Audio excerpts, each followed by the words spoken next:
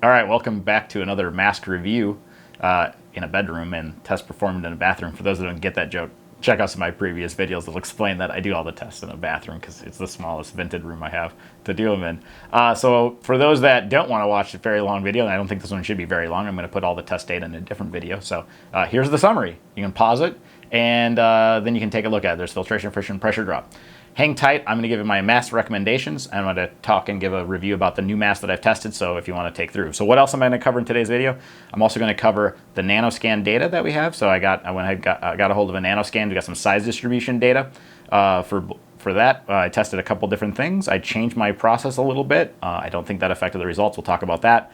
Talk about NPTTL test data, filtration. And so we'll be talking about what's the difference between like a filtration test data versus a as used mask data, which has both the media and leakage. I want to talk a little bit about that, so people that might have questions about that.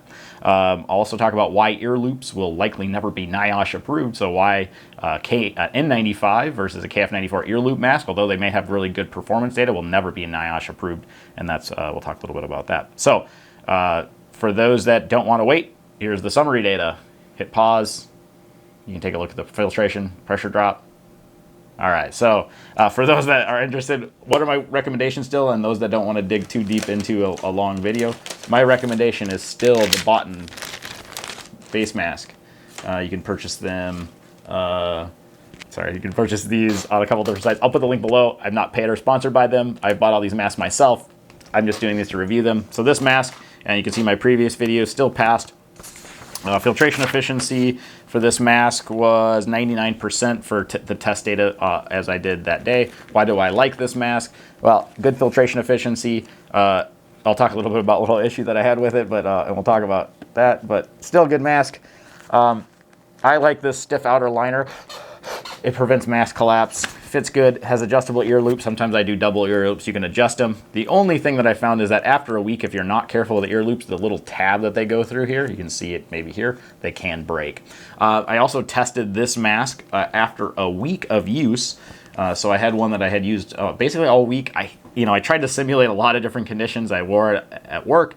I wore it on bicycle rides to just simulate trying to get a bunch of aerosol through it. I did see a slight reduction in filtration efficiency in my test at 97.3%. Hard to say if that's just variation between masks. It's also hard to say if it's a face fit issue because this one also broke when I was trying to adjust it a few days ago. The little tab thingy broke. I think they're generally very good. I was being kind of rough with it, trying to get it like really tight and doing some silly things with it just to try to evaluate how robust and how long could they last for. I think about a week or about 5, I think my total wearage was probably somewhere around the order of like, I want to say maybe 25 or 30 hours or something like that. It's hard to say exactly. I didn't do a close track of it. I just was wearing it personally. So maybe a slight reduction in performance. That might be from the electrostatic media. It might be a face fit issue because of the tab, and I couldn't get it, I had to kind of adapt it to make it fit and to get it tight. So face seal is going to be an important thing. So that's going to be my recommendation for those that are interested. Next recommendation is if some people have said that they had a smaller face size. So my recommendation for the smaller face size is going to be the blue. This is their blue 3D. I'm not sure exactly the size of this, so if anyone can translate, I think this is a size large. I'll talk about sizing information right after this, and I'll give some size. For a smaller face, I think this is my recommendation. This is about this tested as is at 99.2%, so a really good filtration efficiency. I did shorten the ear loops. I always seem to have to do that. This mask is a little bit narrower than the BOTN, so the BOTN's about 215 millimeters, and the blue is about 180 millimeters. So if I just hold them side by side, it's pretty easy to see that this one is a little bit smaller. So the blue is a little bit smaller, so if you have a smaller face, this might be a good option for you. Fit-wise, really like it. It's definitely a smaller mask. I didn't notice any pressure drop difference because it was smaller, so this particular one was very similar to the BOTN, 0.26, 0.25. I mean, it's hard for me to resolve in my tests exactly. So those pressure drop tests are never that great, but they can resolve a little bit of difference. My only complaint is that this mask, when you breathe in, can collapse slightly. It doesn't seem to collapse perfectly in your mouth. It kind of collapses on the side, and that might just be because maybe it's too small for my face, so there can be some options there. So if you have a smaller face, this is probably what I'd recommend. People were asking, hey, what other sizes? Filtration efficiency for this single one that I tested, I obviously have not tested multiple of these, but of this single one, 99.2%, really good.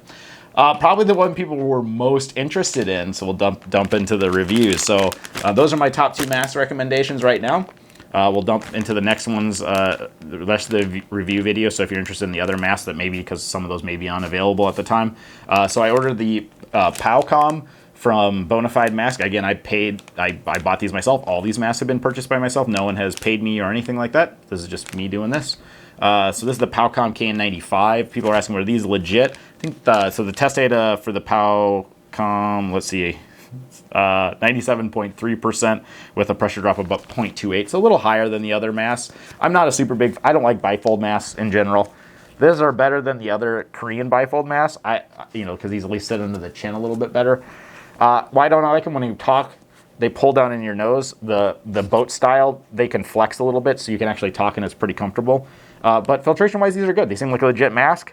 I think there's some good signs about them being legit.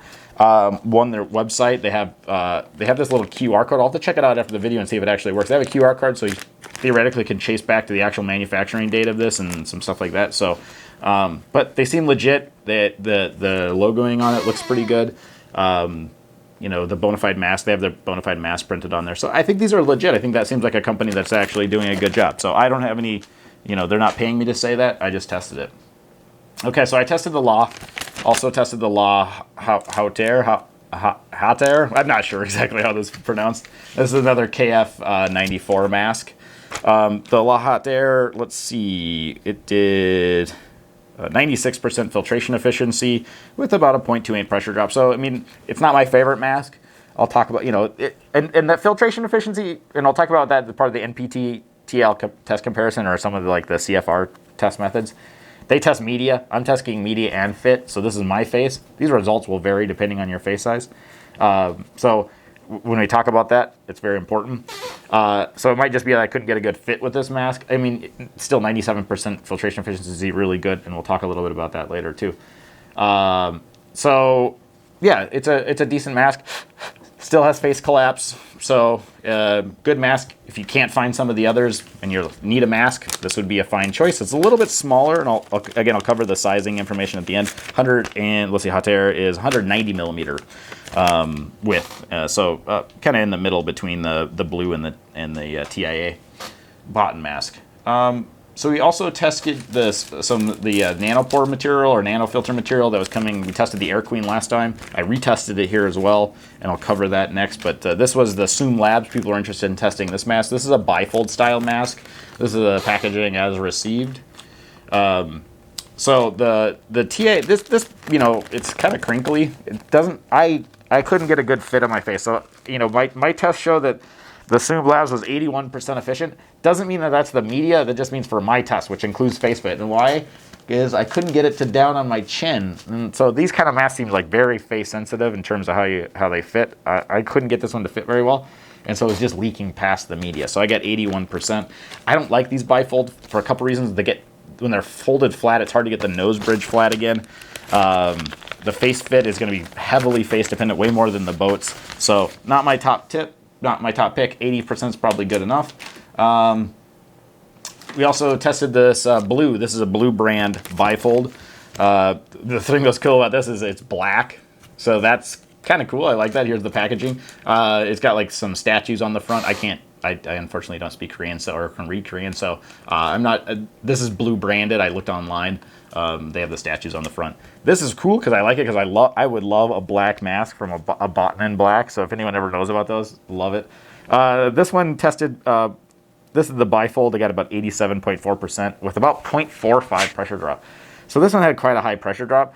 And that's really because I had the problem with the face seal on this particular mask. Again, it doesn't fit very well on my face. So the media may be much better, but I'm just getting a lot of leakage. So for my face, it doesn't fit great. I don't like the bifolds because they collapse against the mouth, although I do love the black. So, the 87% efficient. I mean, I forgot to mention that in the summary video. I'll also talk about a little bit about why, what filtration ranges do you need for different activities. I'll give some kind of basic back-of-the-envelope calculations to help cover that too. All right, also tested the blue bifold KF94.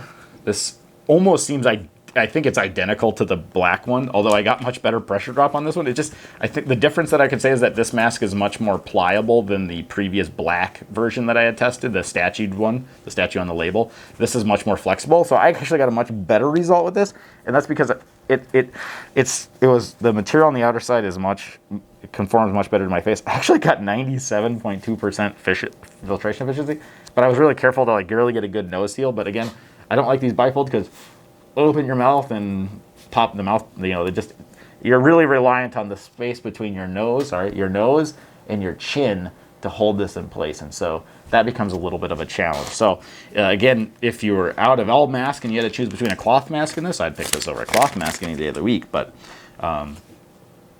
I don't necessarily recommend them. Okay, so I also tested a random Amazon KN95 that someone had asked me to test, so they'd order it on Amazon. They were curious if they're real. I put it on right away, and I could tell, oh, it's probably real. It has quite a bit of pressure drop. So for this, the random Amazon KN95 filtration efficiency of 96.2%. So not bad. Fits very similar to the Bonafide. Not much difference in tending to face it, but the pressure drop's really high, 0.4 inches of water. So if you had to choose some random Amazon one, or you can go to buy the Bonafide KN95, it has like almost half the pressure drop. You know, at least 40% less pressure drop. So yeah, I'd pick that any day. So this thing does not breathe very well, and it's constantly collapsing to my face. So don't buy random Amazon or eBay KN95s because you never know what you get. I tested one last time. It had no filtration efficiency. But low pressure drop. This has a decent filtration efficiency, but terrible pressure drop. So do not buy random KN95s. Okay, so quick summary. Last mask that I'll talk about that was new to this test. I actually was really shocked by this mask, and actually I'm going to have to order some myself. I think these are a perfect application for masks in which you are not after a ton of protection, but you want to protect other people. This is the, I'm not sure exactly how to pronounce it, ILWOUL, ILWOUL, Hygenic mask. So this particular mask is not KF94 or KF80 rated. In fact, the filtration efficiency isn't great on this mask, 66.89%. Also, full disclosure, my test likely overestimates that, so it's probably less than that. It's probably closer to 50%. But because when you breathe out, your lungs filter as well, and so I'm measuring both the combination of breathe in filtration plus breathe out. So when they're very different not very different in terms of the concentration difference, it's a little harder for me to resolve.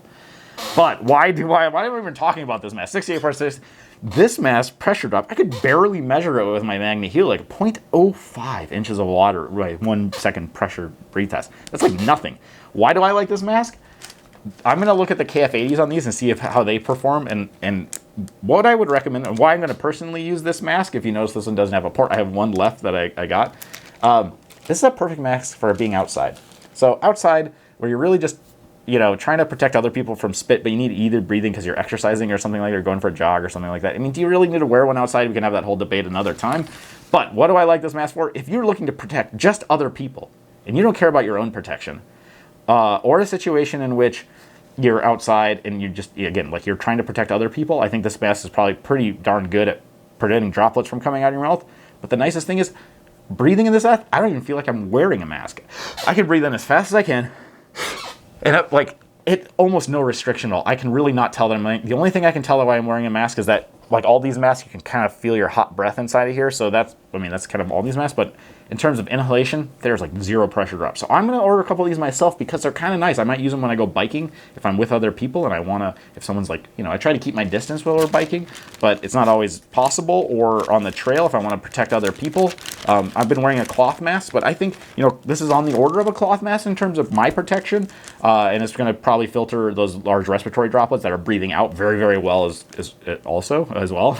So this is actually kind of interesting. So I got to check those out. All right, we also tested the Dr. Puri, and we'll talk about what change in my test, but this result came in at 98.3%. So hang tight after this. I'll talk about what my nanoscan test results show, but the Dr. Puri, 98.3%, but I actually tested it twice. And it comes to talk about face seal, and I'll talk a little bit about that too when we go to the sizing discussion. Face seal is the most important thing. So the first test I got about 97%. I adjusted the ear loops and got everything dialed again. I got it up to 98.3%. The media on these are probably like really high rated. I think there is NPTTL test data for this, which rated at like 99.9 something plus %. But everything that's going to happen is just leakage, and that's why a good face fit, a good like a comfortable mask that you can wear that you feel have a good face seal. That's the most important thing. So the Dr. Puri, I still like it. In fact, it's just not my favorite mask, and that's because it collapses. So if I had to pick one, I'd pick this over I'd pick the BOTN over the Dr. Puri just because they're similar sizing. Tested the Air Queen again with our new updated test setup. I'll talk a little bit about it after the mask sizing. It came in again low, 90.9%. Again, people keep asking me, well, I thought this thing is N95 rated, blah, you know, it's FDA approved at N95. It's not. I couldn't find it. I could not. So if anyone has in the comments section, the N95, the Air Queen, I can't find an FDA certification for an N95. I see it for a surgical mask. I do not see it for, they have it registered as a surgical mask, which is very different than N95. I'm not surprised by that because I don't think you'll ever get N95 approval with air loops, but maybe. So I test the Air Queen again. We have the updated test conditions that I'll talk a little bit about later, but it came in again at 90.9%. The NPTL test data for this shows, again, the media itself is like 95% roughly. So if you take a 95% media and then you have face leakage on top of it, it's never going to be better than the media. So if your media is 95 and you got face leakage, you're only going to be like 90%, you know, a couple percent of face leakage, and you're going to be in the sub 90s. Is it still better than most masks? Yes. Would I wear this over a cloth mask any day of the week? Would I buy it? No, probably not, because I'm not going to spend the money for that. I'd rather buy the BOTN or maybe that blue mask or something, depending on your face sizing. Okay, so let's talk about sizing. So I'm going to throw the sizing information up here. So how I measured this, I'll use the BOTN here as my reference. I'll throw an image up here too as well, kind of showing an example. So I just measured from where they connect from the ear loop attachment point to ear loop attachment point. So all the dimensions shown back up here again are ear loop to ear loop. So the biggest mask is the BOTN. The smallest mask is the blue. So if I find this fits well on my face, I don't know how you measure faces, but I find this fits well for me. So if you're like, hey, I need a mask and the BOTN's too big for me, the blue is probably going to be a good option for you.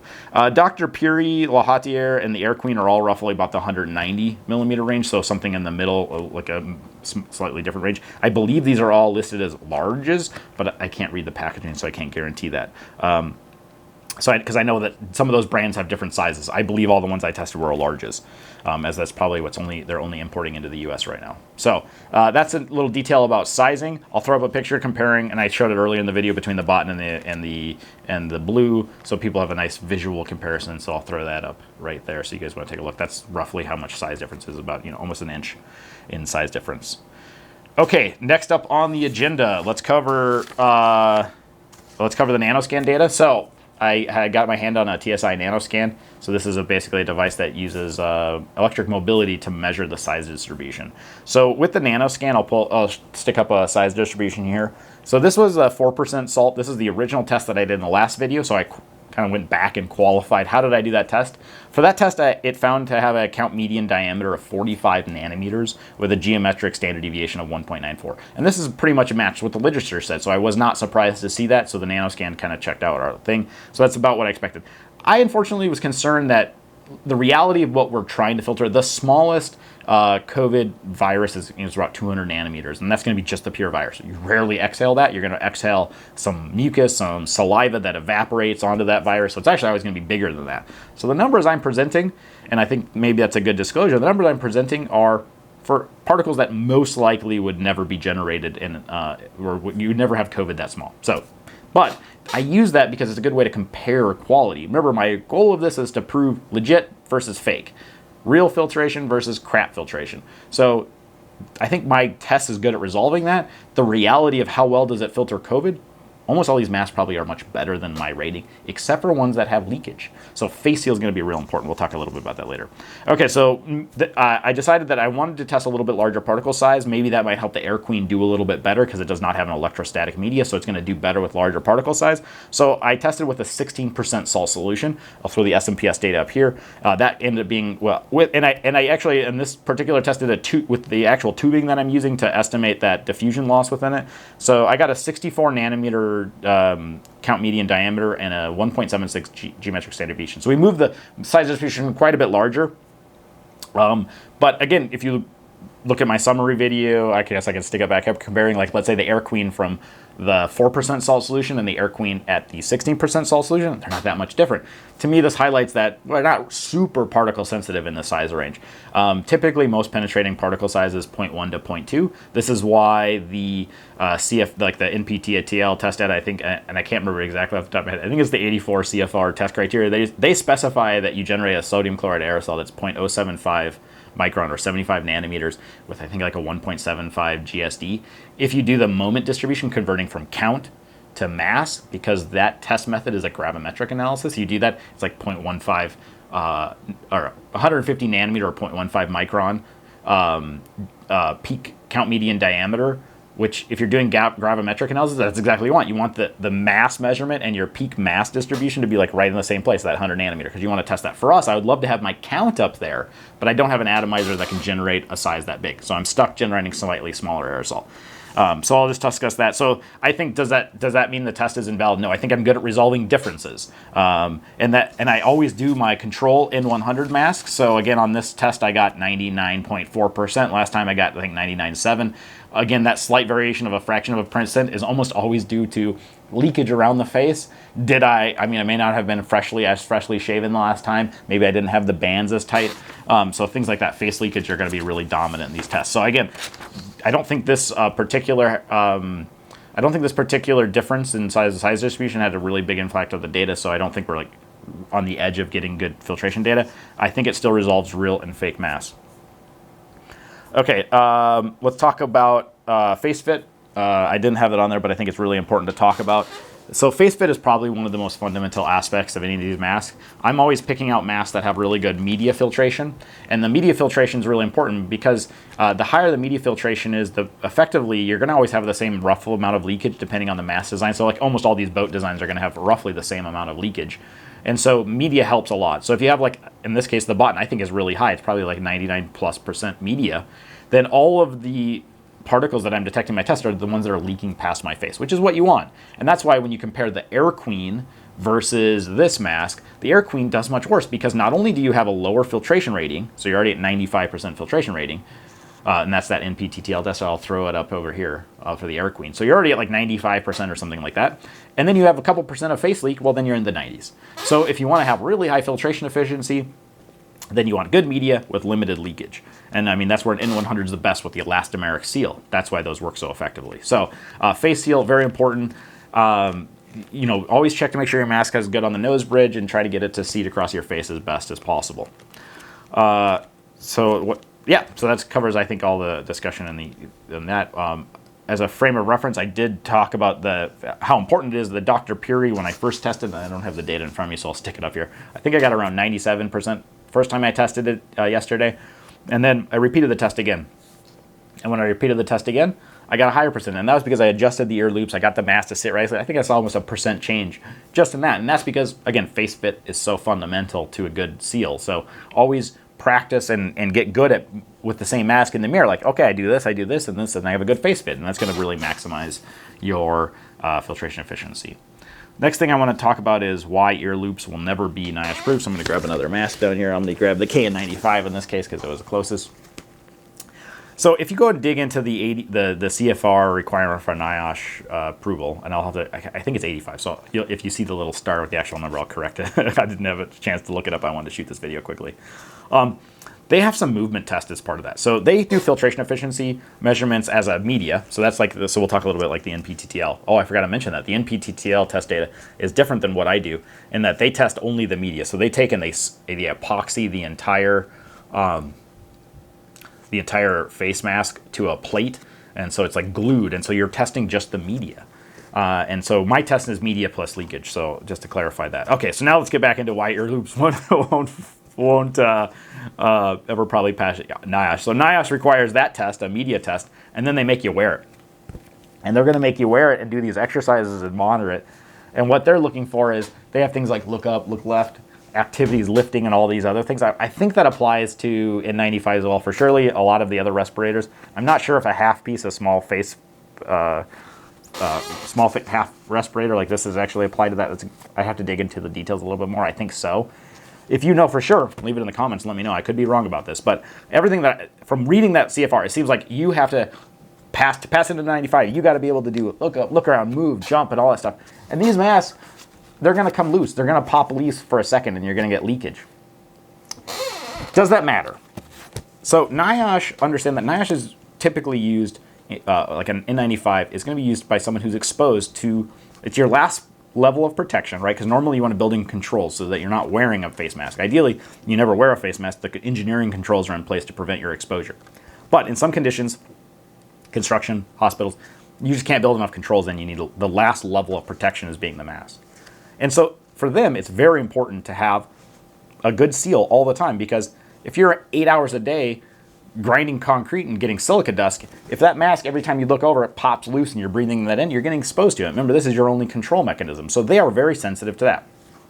So for most people, wearing a mask for COVID protection, and to help others too, because it will capture the droplets, you're probably not that sensitive to that.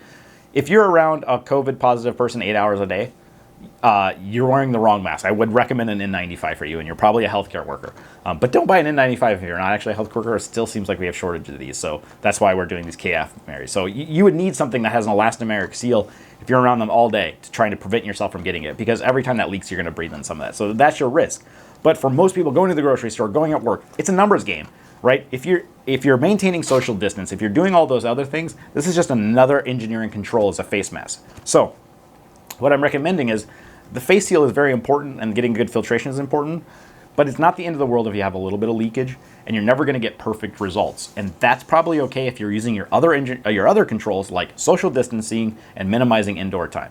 So that's my that's we'll talk a little about. That's why ear loops likely will never be a NIOSH. You're never going to find a N95 rated filter like this with ear loops, because I don't think they ever passed the NIOSH spec. Does that not mean that they would still be effective for the applications we're talking about, which is grocery store, at home, at work, where you're keeping social distance and stuff like that? No, I think these will still work fine. But that's an important distinction about N95 versus KF94 versus KN95s. All right, so that's all I'm going to cover in this video, so it prevents it from getting too long.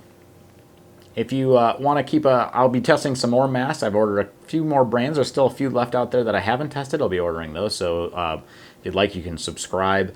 You'll get an update when those get tested. I don't really want to be a YouTube channel star, and I hope that my future videos will go back to me riding my bicycle. If you would have any questions, throw them in the comments. I'll try my best to answer everyone's questions. And also, if you have any other masks that you'd like to have tested, shoot me a question or shoot me a comment. Say, hey, have you tested this? Have you tested that? It helps me kind of figure out what I can get my hands on easily and if I should test them. I don't think I'm going to do a lot more tests with just the face covering style, the non-boat style, just because it's hard to get face seal. I can't recommend them, and so I can keep testing them, but the media might be good, but they leak. So what's kind of the point? So I'll probably stick to more boat styles, as I think that those will be effective in trying to cover a range of which boats are available, because we never know what's going to be in stock as we go into the fall. So thanks for watching. Share this with anyone you'd like to do, and hope to see you soon on another video.